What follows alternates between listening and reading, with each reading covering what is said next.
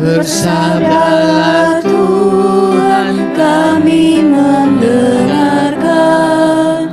Bersabdalah Tuhan, kami mendengarkan. Kuatkanlah kami dan hiburlah kami. Kuatkanlah kami dan hiburlah kami. Terima kasih untuk tim musik, bisa kembali duduk. Ya, tema pada pagi hari ini adalah kasih Allah yang mengampuni dan memulihkan. Mari kita bersama-sama membuka firman Tuhan dari Efesus 3 ayat yang ke-18 dan 19.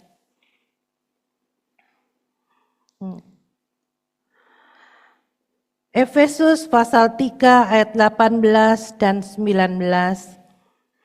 Aku berdoa supaya kamu bersama-sama dengan segala orang kudus dapat memahami betapa lebarnya dan panjangnya dan tingginya dan dalamnya kasih Kristus, dan dapat mengenal kasih itu sekalipun ia melampaui segala pengetahuan.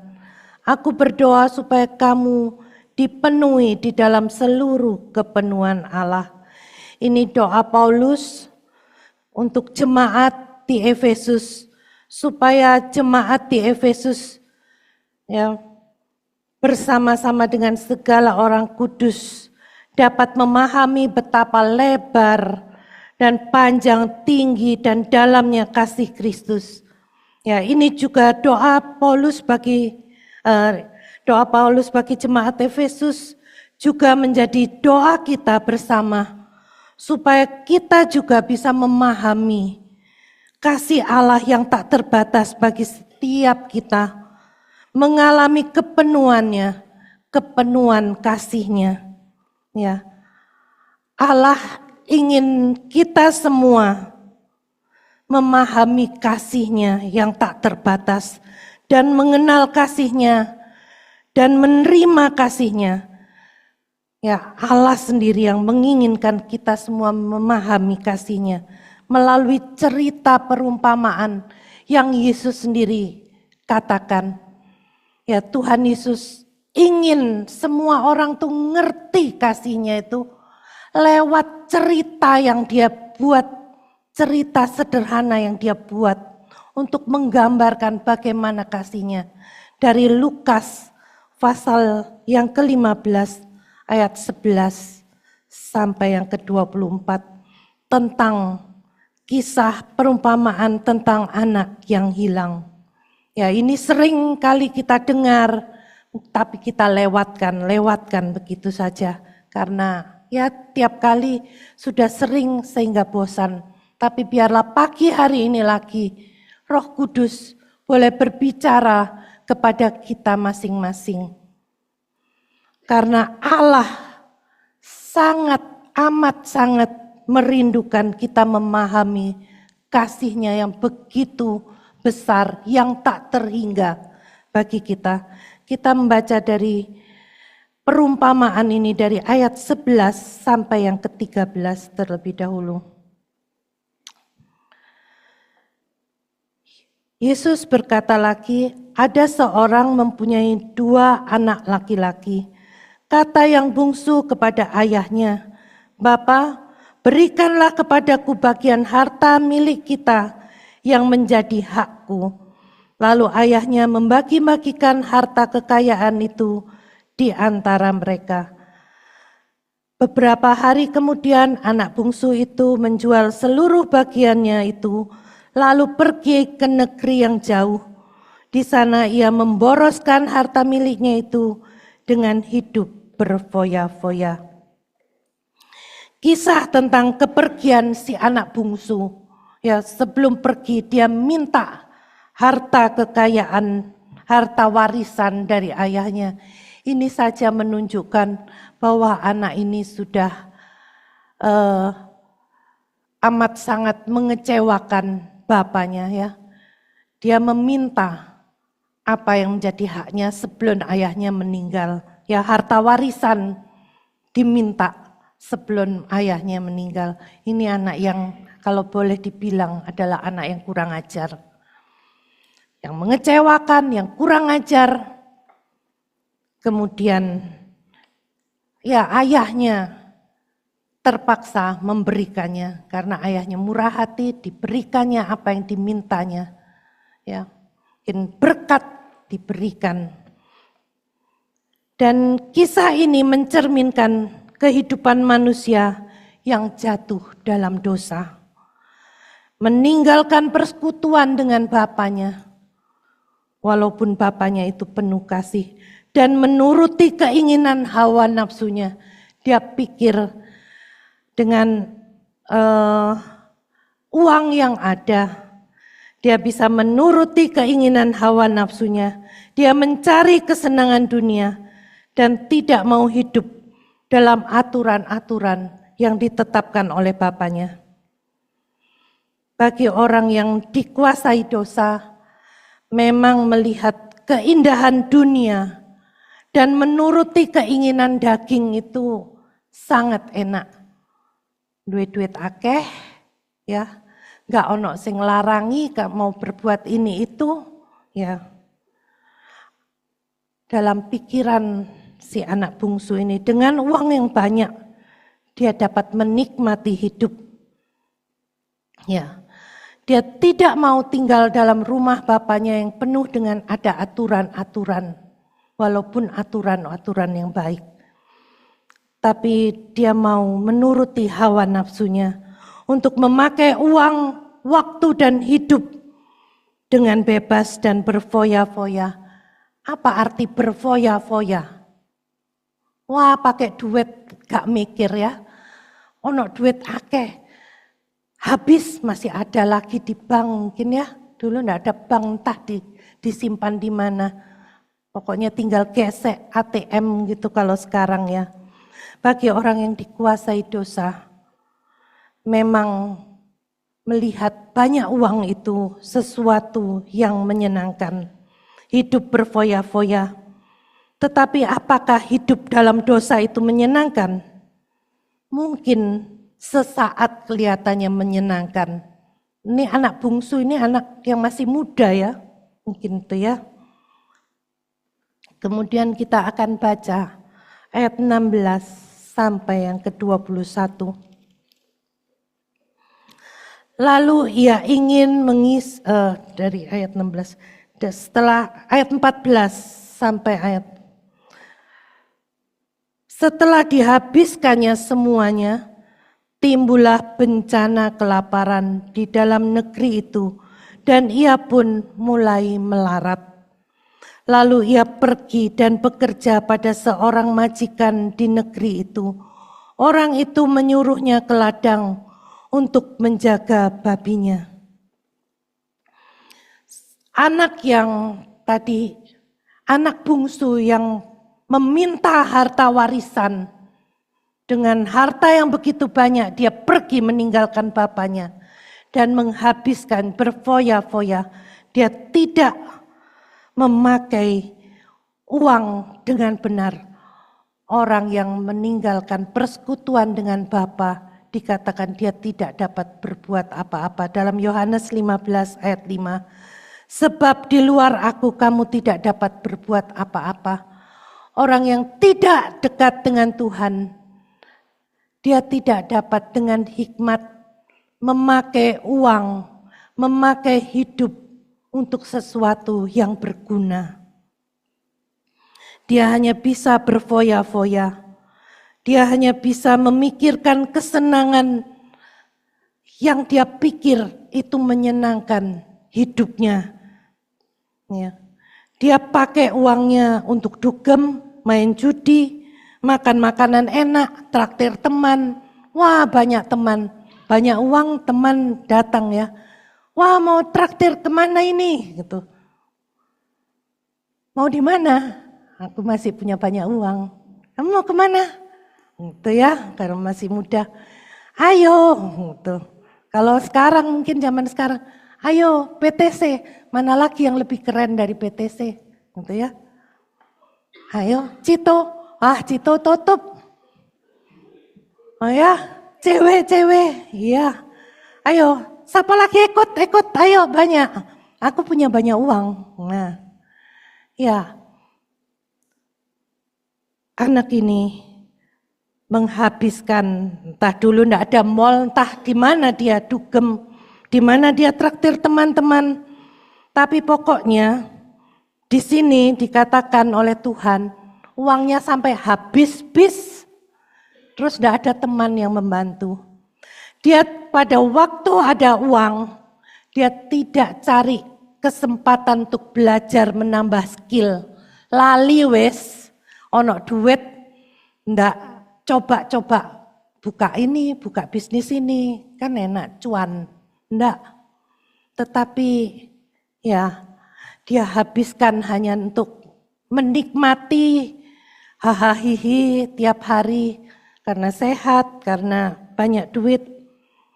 Nah, pada saat habis dia ndak bisa kerja apa-apa, nyopir ndak bisa, kerja di restoran ndak bisa masak, ndak bisa apa-apa. Akhirnya anak bungsu ini kehabisan uang dan kelaparan. Cari kerja yang ndak diterima di mana-mana, mau ndak bisa apa-apa. Dan Tuhan katakan dia akhirnya bekerja menjadi penjaga babi. Bayangin dari anak orang kaya, punya harta yang banyak, kemudian jatuh sampai jadi penjaga babi. Betapa hinanya.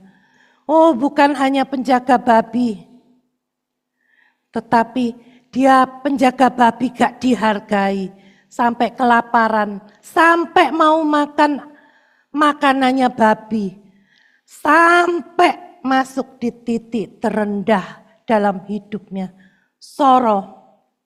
Hidup yang soroh, melarat, di sini dikatakan. Ayat yang 14 itu kita baca lagi. Setelah dihabiskannya semuanya, timbullah bencana kelaparan di dalam negeri itu dan ia pun mulai melarat, tidak punya apa-apa lagi. Lalu ia pergi dan bekerja pada seorang majikan di negeri itu. Orang itu menyuruhnya ke ladang untuk menjaga babinya. Ayat yang ke-16. Lalu ia ingin mengisi perutnya dengan ampas yang menjadi makanan babi itu, tetapi tidak seorang pun yang memberikannya kepadanya. Kesulitan hidup yang dialami sepertinya sudah jatuh ketimpa tangga, sudah uangnya habis. Datang masa kelaparan, ya. Jadi dia melarat bukan karena masa kelaparan, uangnya melarat sudah dihabiskan dulu uangnya, terus ditambah datang masa kelaparan, tambah susah. Dan di saat-saat susah itu, dia mulai duduk menyadari, cek soro ya aku hidup ini, kok jadi melarat aku ini ya. Aku iki anak sopo ya. Aku ini anak sopo. Kemudian dia mulai mengingat ya, ayat yang ke-17. Lalu ia menyadari keadaannya, katanya, betapa banyaknya orang upahan Bapakku yang berlimpah-limpah makanannya, tetapi aku di sini mati kelaparan.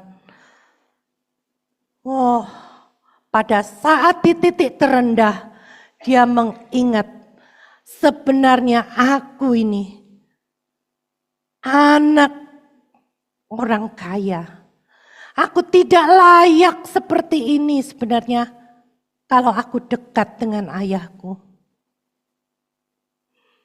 Aku tidak akan seperti ini kalau aku dekat dengan ayahku. Tidak akan soro, melarat, dan terhina seperti ini. Kalau aku datang kepada ayahku.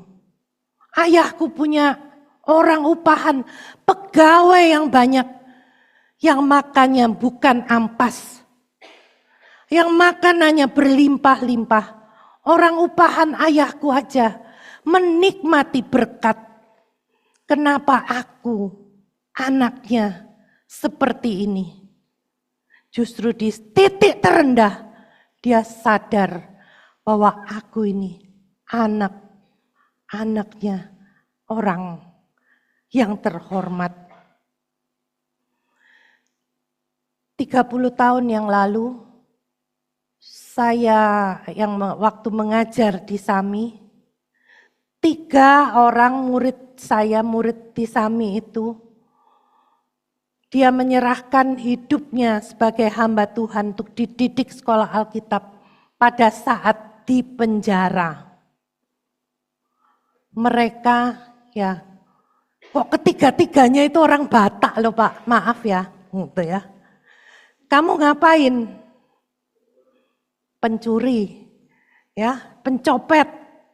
Kemudian satu lagi membunuh. Wah, yo. Tapi enggak mati. Ya, mencoba. Sekarang ada kalau mau lihat dia tetap jadi pendeta, ya. Dia setia. Setelah masuk sekolah Alkitab dididik, keluar melayani Tuhan sampai sekarang. Lewat kesusahan juga, dari nol juga, tapi setia dan Tuhan berkati. Pendeta kalau mau dengar khotbahnya di YouTube, Pendeta Linton Sirait, kemudian Rajes Utapea, satu lagi saya lupa karena enggak ketemu. Jadi ini murid saya dari penjara. Waduh, pada awalnya waktu saya tanya, kok tiba-tiba mau sekolah Alkitab? Iya, karena Tuhan temui saya. Saya terima Tuhan Yesus, Tuhan manggil saya saat saya mengalami penderitaan di penjara.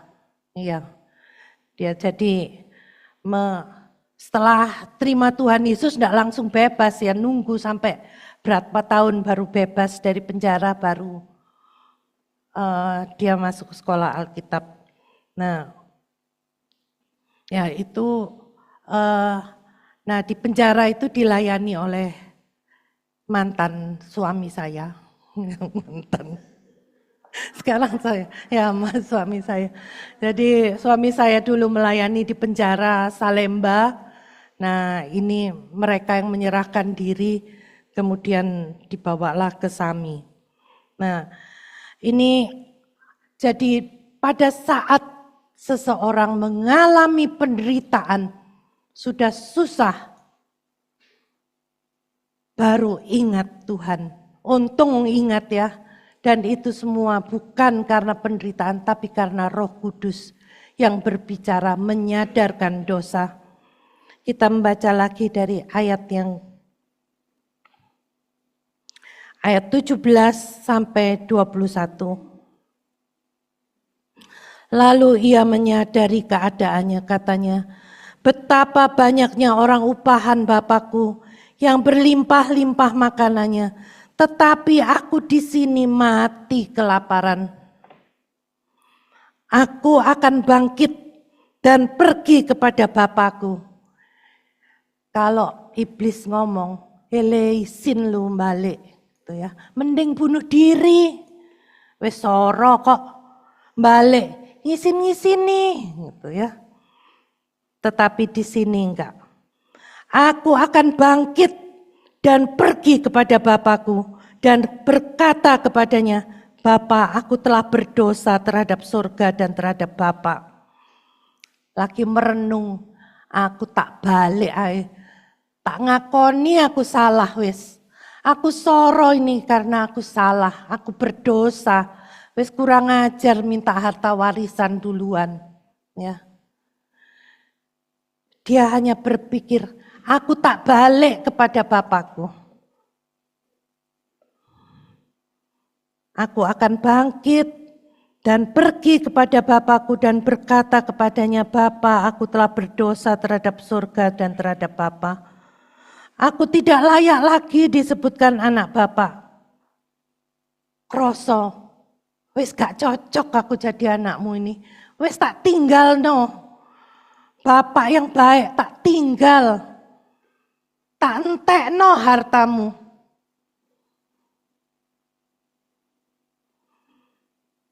Ayat 19b, wes aku tahu, aku gak layak lagi, aku akan ngomong, wes Bapak aku ndak layak lagi jadi anakmu wes. Jadi no aku pegawaimu aja. Jadi pegawai aja sih menikmati makanan enak. Jadikan aku pegawaimu aja, sik diangan-angan. Ya enggak, balik enggak, balik enggak. Balik enggak. Mungkin ada dua ini ya, balik izin enggak. Tetapi di sini Tuhan memberikan perumpamaan nih, maka bangkitlah ia dan pergi kepada bapaknya. Dia enggak mikir, aku tak ngakoni dosaku, tak ini ya, enggak. Tapi aku akan bangkit, aku akan bergerak. Aku akan pergi kepada Bapakku, ya. Dia pergi kepada bapaknya.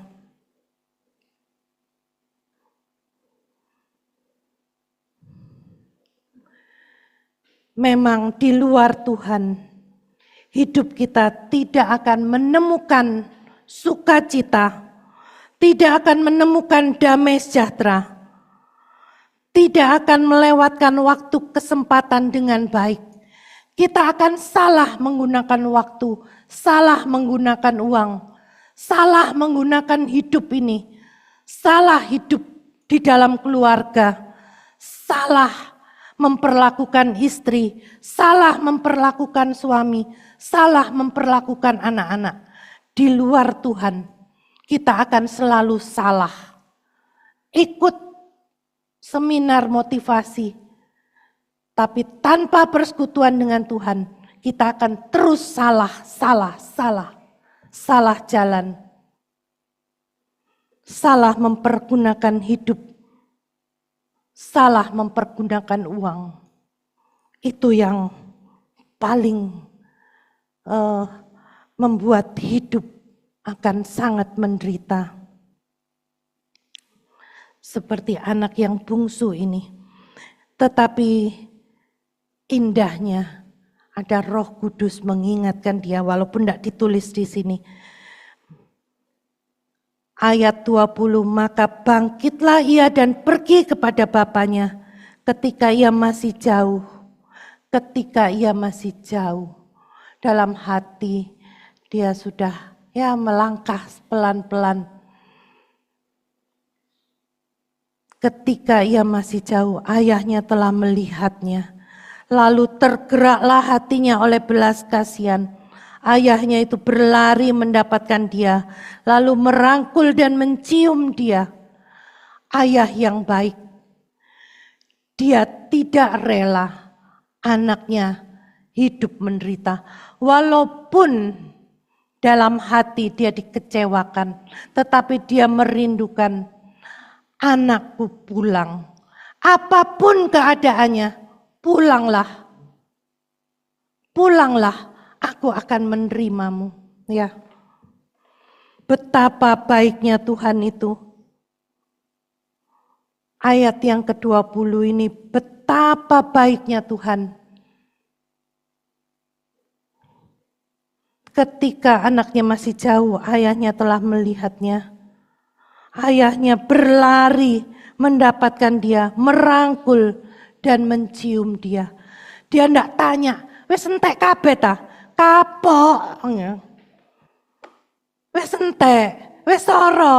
Lah kok balik? Ndak ada kata-kata itu.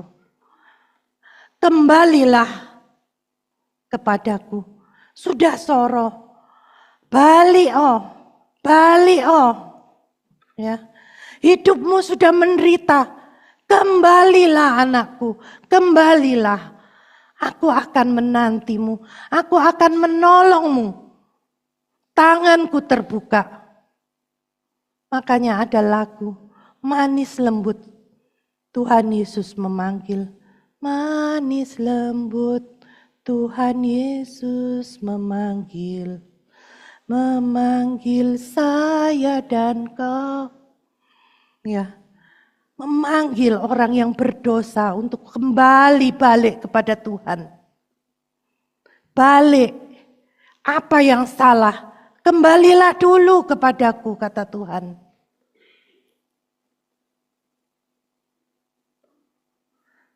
Kata anak itu kepadanya, ya ketika anak itu datang kepada Tuhan, kepada bapaknya, dia katakan, Bapa, aku telah berdosa terhadap sorga, terhadap Bapa, dan aku tidak layak disebut anak Bapa, mengakui segala kesalahannya. Oh Bapa, aku ini wis ndak cocok jadi anakmu, jadikan aku hambamu aja, yang menikmati sedikit kelimpahan kasih karuniamu. Tetapi bapaknya yang dikatakan kepada hamba-hambanya, lekaslah bawa kemari jubah yang terbaik, pakaikanlah itu kepadanya dan kenakanlah cincin pada jarinya dan sepatu pada kakinya. Waduh, anak yang sudah balik compang-camping, mungkin sudah setengah telanjang, tidak punya baju yang cocok. Makanya bapaknya katakan sudah dipeluk, dicium, pakaikan jubah yang terbaik. Pakaikan cincin, dia diakui lagi, diangkat lagi untuk menjadi anaknya. Pakaikan sepatu, dia akan dihormati lagi sebagai anak Bapa, tidak dibuang. Kalau lihat di YouTube ya, banyak orang tua yang membuang anak. Baik yang sudah bayi, yang sudah remaja, yang mengecewakan, pintu tertutup untukmu. Tidak usah balik rumah karena sudah mengecewakan. Tetapi kasih Allah tak terbatas. Begitu besar kasihnya kepada orang berdosa, saya dan kau. Dia ingin anaknya kembali dalam keadaan apapun. Kembali di dalam penyesalan dan pertobatan. Ayat 20, dia katakan, Ayah, aku sudah berdosa terhadap ayah, terhadap surga. Aku tidak layak lagi disebut anak Bapa. Tetapi ayah itu berkata bahwa lekas bawa kemari jubah yang terbaik. Pakaikan itu kepadanya. Kenakanlah cincin pada jarinya dan sepatu pada kakinya. Oh betapa anak ini tambah redek ya. Begitu menerima kasih Allah, menerima kasih bapaknya, dia makin menyadari berapa besar kasih ayahnya ini pada kita, pada anaknya ini. Demikianlah kasih Allah kepada orang berdosa, kepada saya dan saudara. Mungkin ya seringkali kita juga mengecewakan Tuhan, meninggalkan Tuhan. Mungkin badan kita masih ke gereja, ya tubuh kita masih ke gereja tiap minggu. Tetapi hati kita sudah jauh dari Tuhan. Hati kita sudah lebih mencintai hal-hal duniawi. Sudah lebih mencintai hal-hal dunia yang menyenangkan hati kita. Kita mau mencicip sedikit kenikmatan dosa. Misalnya pakai waktu sedikit untuk main game. Sedikit aja, 1 jam. Kemudian tambah sedikit maneh. Kurang setengah jam belum mari. Tambah lagi. TikTok kan lama-lama 5 jam, 6 jam sepanjang hari. kita bisa lewatkan waktu dengan handphone. Atau dengan lihat video porno. Atau nggak ono duit. Sekarang gampang, ada Kami, ada judi online. Enak pakai sedikit. Menyenangkan. Apa ya? Bukan menyenangkan roh. Menyenangkan tubuh jasmani, pikiran yang dunia. Mau cicip sedikit aja masa enggak boleh. Kayak orang mau ngicipi durian ya. Orang diabetes pengen nyicip durian. Sadulit aja. Sadulit. Enak ya. Kurang kroso. Separuh. Kurang kroso. 1. Kok enak tambah enak. Sing montong lebih enak lagi. 1 enggak kroso. Lama-lama bukan 1 biji tapi 1 buah. Demikian juga dosa. Kalau kita sudah dolet sedikit, itu sepertinya enak sekali. Sedikit kok enak ya. Masa ngelerek cewek enggak boleh ya. Gitu. Istri saya sudah gemuk. Sudah enggak seperti dulu. Saya bilang Pak Franky tadi, loh Pak Franky kok bawa istri muda ya? Karena Ibu Yosefin makin muda ya, bukan istri kedua, tapi Bu Yosefin enggak kelihatan makin tua, tapi setiap hari lihat setiap minggu lah makin muda gitu ya. Itulah, tapi kita harus tahu akibat dari dosa itu, dia akan mengecewakan, membawa kita tidak mengerti apa-apa. Dunia makin sulit, cari pekerjaan makin sulit. Kalau kita tidak mempunyai hikmat Tuhan bagi anak-anak muda, kita tidak tahu apa yang harus diisi untuk hidup kita. Kita melewatkan 1 hari berlalu begitu aja, 2 hari tanpa skill, ya lebih banyak main handphone, lebih banyak hal-hal yang lain. Tapi kalau kita sungguh di dalam Tuhan, mau ikuti aturan Tuhan, Dia bukakan kita pikiran, Dia bukakan hikmat, Dia bukakan jalan. Pada saat kita bersekutu dengan Tuhan, kita berdoa, Tuhan berbicara juga melalui firman-Nya. Dia bukakan jalan apa yang harus kita perbuat. Yohanes 15 ayat 7. Kalau kita punya persekutuan dengan Dia, mintalah apa saja yang kita butuhkan. Apa yang kamu minta, Dia berikan kepadamu. Enak loh ya. Menikmati. Bukan tidak ada tantangan, tetap ada tantangan. Tapi beda penderitaan karena dosa sama beda penderitaan karena ikut Tuhan. Penderitaan karena dosa kita harus bawa kepada Tuhan dalam pengakuan dosa. Harus kembali kepada Tuhan. Dia mau kita memahami kasih-Nya. Memahami kebaikan, kemurahan-Nya. Jangan sampai terlambat. Jangan sampai setelah kesehatan diambil, keuangan diambil, anak-anak diambil, kita baru menyesal, oh Tuhan, aku sudah melewatkan waktu dengan sia-sia. Oleh sebab itu terkadang Tuhan mengizinkan kita mengalami kesusahan hidup karena dosa. Doa sepertinya tidak dijawab. Bukan Tuhan tidak mau menolong, tapi Tuhan mau kita balik, kita pulang kepadanya, kita kembali hati kita kepada Tuhan. Ya, Yesaya 59 ayat 1 dan 2. Minta tolong kesediaan untuk Ibu Suyatmi membacakan. Yesaya 59 ayat 1 dan 2.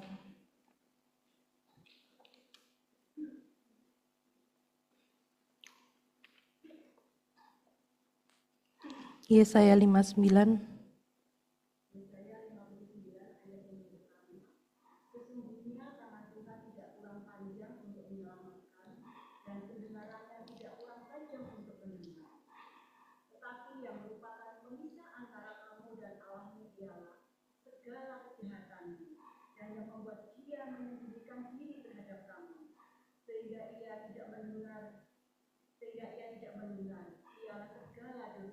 Ya, makasih.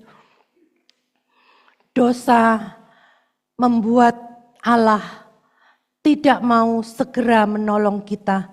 Dia menginginkan kita kembali kepadanya. Hati kita kembali kepadanya. Dia mau kita membereskan dosa yang ditunjukkan oleh Roh Kudus. Dosa apa saja?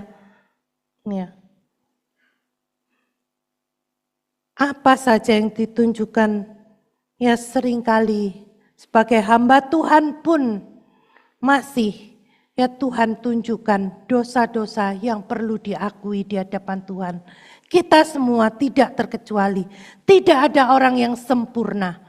Tetapi pada saat kita gagal di dalam menyenangkan hati Tuhan, gagal mentaati Tuhan, kita harus kembali kepadanya.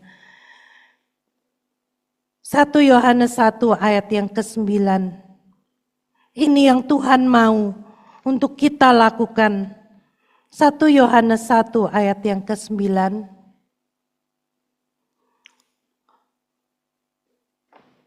Saya mohon kesediaan untuk Ibu Eli bacakan.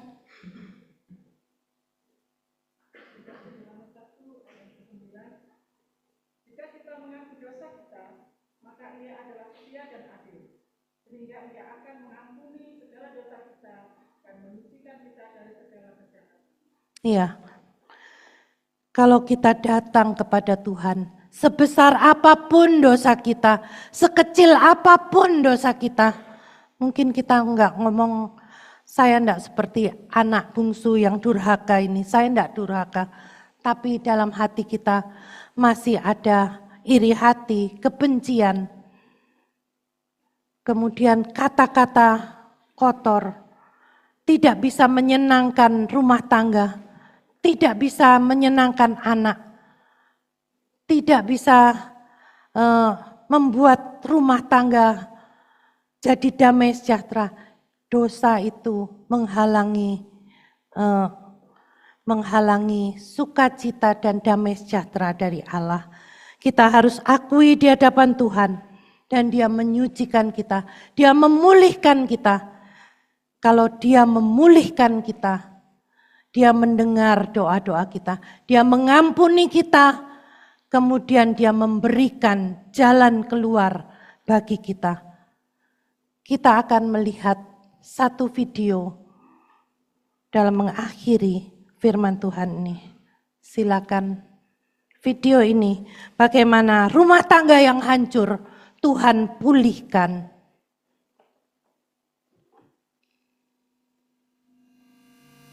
Satu doa kecil yang tulus dapat mengubah sebuah keluarga yang penuh dengan kekerasan menjadi keluarga yang penuh kasih dan harapan. Saksikan kisahnya bagaimana sebuah doa sederhana bisa mengubah segalanya.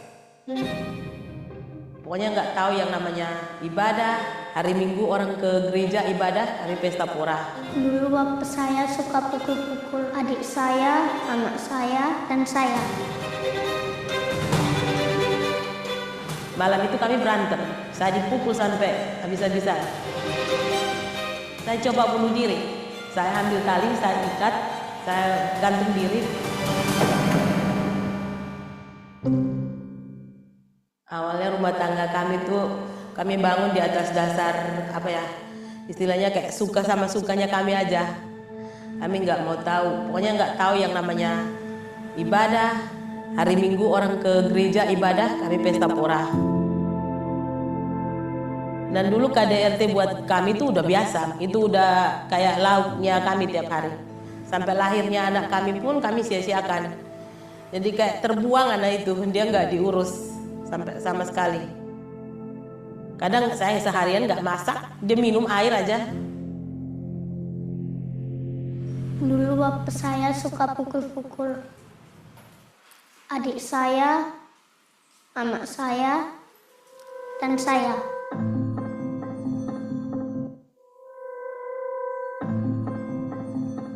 Seiring waktu berjalan, Charlie ikut sama tetangga, ikut ke gereja. Ikut ke gereja, dia ngajak kita nggak mau ikut. Maunya minum-minum aja. Saya rajin ke gereja anak dan suka nonton Superbook. Kisah yang saya sukai adalah kisah peperangan terakhir. Tuhan mengalahkan semua setan. Saya ingin Tuhan mengalahkan setan yang di dalam tubuh orang tua saya, supaya mereka setiap hari ke gereja. Terus dia ikut gereja anak, pulang sampai rumah, dia langsung bilang, Mama, Bapak, kakak ini punya orang tua nggak? Kok di gereja anak semua orang tuanya hadir, kok kakak orang tuanya nggak ada? Kalian di mana sih? Punya hati nggak? Dia ngomong gitu, terus saya kayak tersentuh. Itu pas hari Jumat, besoknya hari Sabtu, dia bilang, Mama, siap nggak besok ikut saya ke gereja? Saya ngomong ke bapaknya nggak terima. Malam itu kami berantem. Saya dipukul sampai habis-habisan. Udah gitu jam 2 malam saking stresnya saya coba bunuh diri. Saya ambil tali, saya ikat, saya gantung diri. Terus sadar ya, si Charlie yang sadar. Bapak, Mama udah gantung diri gitu katanya, teriak. Bapaknya loncat dari kasur, ambil parang potong talinya, jatuh. Terus besoknya saya ikut ke gereja. Saya ikut ke gereja dalam keadaan leher saya masih merah, bekas tali. Saya ikut ke gereja, sampai di gereja, Pak Gembala yang pimpin, dan khotbahnya itu menyentuh sekali, pas dengan apa yang saya alami. Saya merasa menyesal dan malu juga terhadap Tuhan, malu juga kepada anak saya. Kenapa anak sekecil ini bisa menyadarkan saya, sedangkan saya orang tua kok tidak tahu diri. Setelah pulang saya bilang ke bapaknya nggak peduli. Terus hari Minggu lagi saya ikut kebaktian lagi, pulang bapaknya marah-marah. Kamu ikut sembahyang tapi nggak siapin makan. Saya dipukul pakai sekop pasir, dipukul di kepala sampai pingsan. Minggu ketiga, begitupun dia nggak ikut. Pas minggu keempat saya mau ikut gereja, malamnya dia siapin sepatu semua. Saya juga nggak nanya. Nanti kalau saya nanya ujung-ujungnya masalah. Jadi saya nggak nanya. Tumben dalam hatinya saya, tumben kok malam ini nggak minum. Malamnya itu saya kayak gimana ya. Terus dia ikut gereja anak Jumatnya ya malam ini.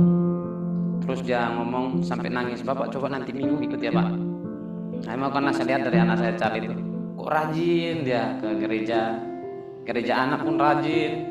Ada ibadah di mana, komsel di mana dia ikut, minta ikut, harus diantar gitu sama ibunya. Makanya saya, kok anak kecil aja saya diajak. Padahal saya orang tuanya gitu. Hanya diam-diam saya pikir, coba gimana? Saya mau ikut pun mau langsung ini pun malu. Coba saya diam-diam siapin pakaian pagi, tinggal berangkat aja, habis mandi siap berangkat aja ke gereja gitu. Itu mereka senang. Terkejut mereka, kok Bapak mau ke gereja, kira mau kemana gitu.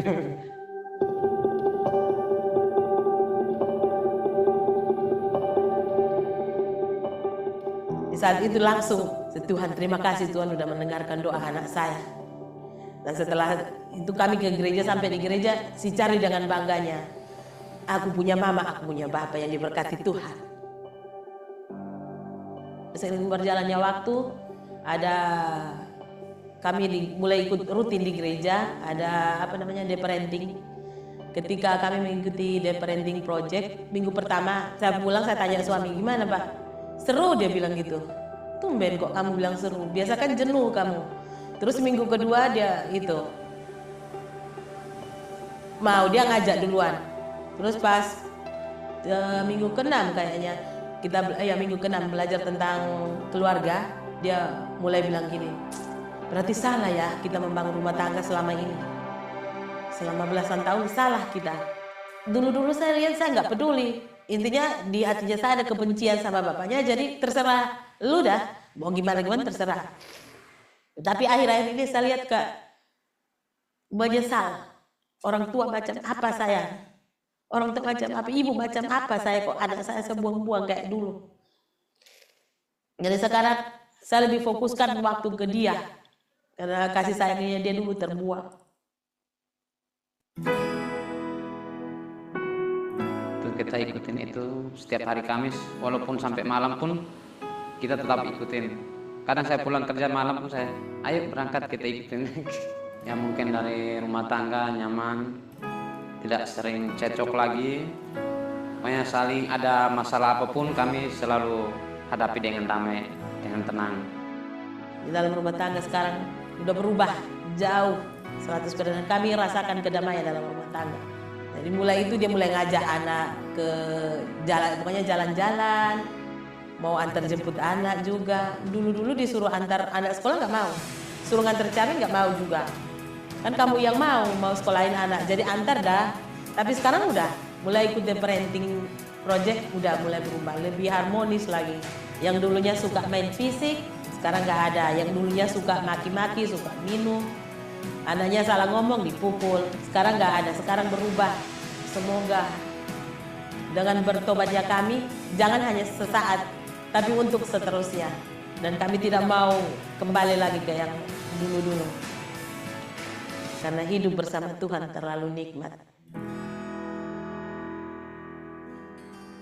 Melalui doa seorang anak. Bapak, Ibu, Saudara yang dikasihi Tuhan, biarlah video tadi itu menginspirasi kita kalau masih ada rumah tangga yang belum harmonis, yang belum dipulihkan oleh Tuhan, kembali datang kepada Tuhan. Dia mau kita kembali kepadanya. Dia akan memulihkan rumah tangga yang retak. Seperti rumah tangga ibu ini tadi. Dipulihkan, ada sukacita yang diberikan. Sekalipun ada tantangan hidup, dia menghadapinya saat ini dengan damai. Suami istri dipulihkan. Orang tua dan anak dipulihkan. Ada sukacita dan damai sejahtera di dalam rumah. Sebelum saya akhiri, saya mengundang untuk semua PW Unike menaikkan satu pujian